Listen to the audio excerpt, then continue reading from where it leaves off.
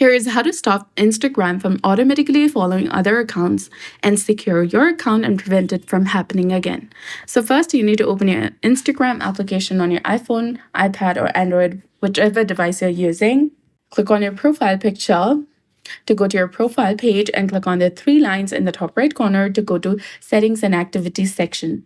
Now select the account center from the top, select Password and Security, check where you're logged in section, and if you see unfamiliar devices, log them out.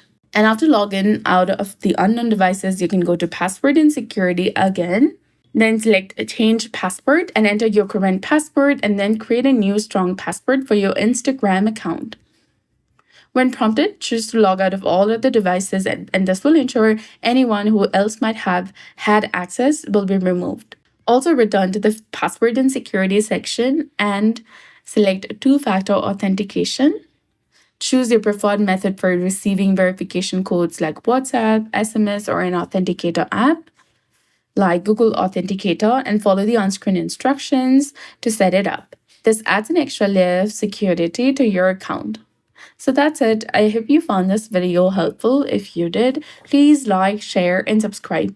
Thanks for watching. We'll see you again in the next one.